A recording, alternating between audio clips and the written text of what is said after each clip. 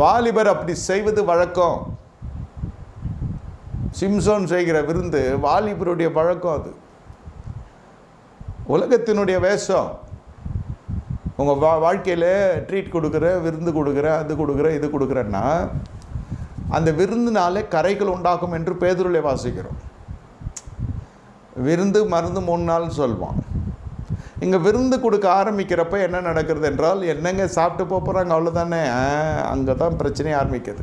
யாரோடு நீ உடன் கை கோர்க்கிறாய், அவனுடைய துர்க்கிரியைகளுக்கு நீ பங்குலாய் மாறுகிற. அது பெலிஸ்த குடும்பம்.